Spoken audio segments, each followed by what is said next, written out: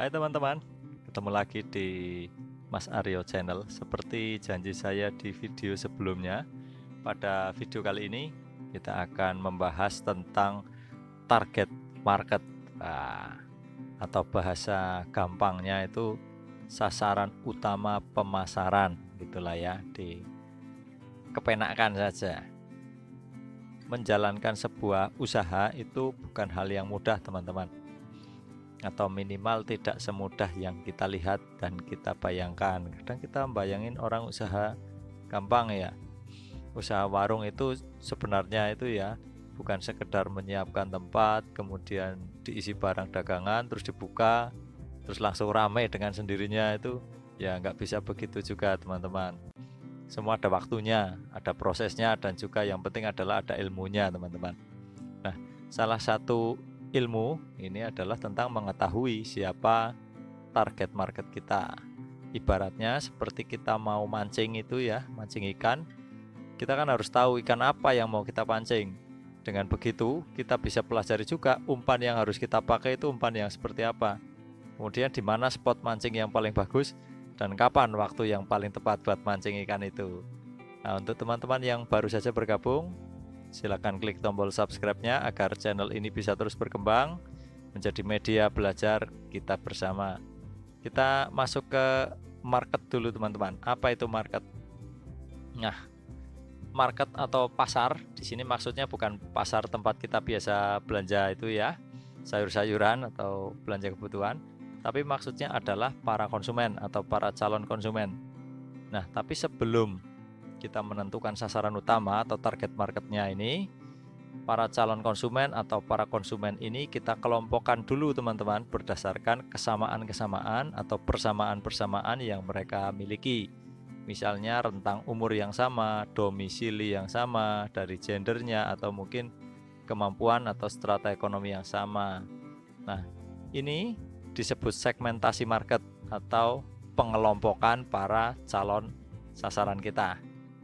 Manfaatnya apa melakukan segmentasi atau pengelompokan ini? Yang pertama adalah untuk mempermudah kita sebagai pedagang ya, untuk melakukan analisa gitu ya, atau mengenali kecenderungan atau juga perilaku konsumen dalam berbelanja. Misal ini contoh berdasarkan usia ya. Anak muda itu kalau belanja jarang nawar gitu ya. Tapi kalau orang tua sebaliknya, mereka bisa menawar sampai tetes darah penghabisan. Nah, manfaat yang kedua adalah untuk mengetahui selera konsumen yang akan menjadi target atau sasaran utama kita. Misalnya, contoh lagi berdasarkan gender nih. Cewek itu biasanya lebih suka smartphone warna putih. Kalau cowok itu lebih suka smartphone warna hitam misal gitu ya. Nah, dengan begitu kita bisa mengetahui kelompok konsumen yang mana yang mau jadi target market dari usaha kita. Nah, terus target market itu sendiri apa? Yang dimaksud target market adalah pembeli atau calon pembeli yang menjadi sasaran utama, yang jadi fokus kita dalam berjualan atau memasarkan produk. Nah, manfaatnya apa memiliki target market? Yang pertama, manfaatnya adalah kita bisa lebih mudah teman-teman dalam menawarkan atau menyediakan produk-produk yang sesuai dengan permintaan konsumen yang memang jadi sasaran kita itu, yang sudah kita pilah-pilah, sudah kita kelompokkan. Kemudian manfaat yang kedua itu mengurangi persaingan, karena kita memiliki target yang lebih spesifik dibandingkan dengan pedagang yang lain atau dibandingkan dengan pesaing kita.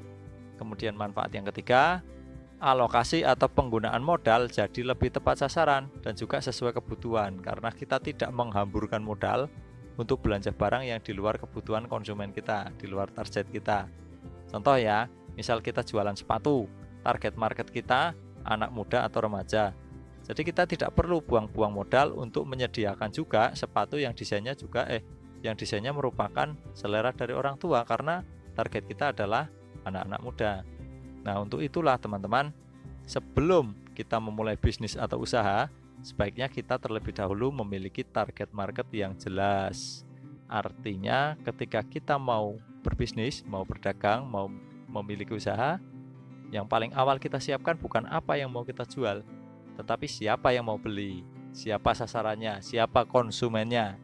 Istilahnya seperti ini, tentukan dulu ikan apa yang mau kita pancing, baru kita siapkan umpannya, umpan yang tepat dan juga disukai oleh ikan jenis tersebut yang akan kita pancing. Demikian teman-teman, semoga bermanfaat. Salam sukses.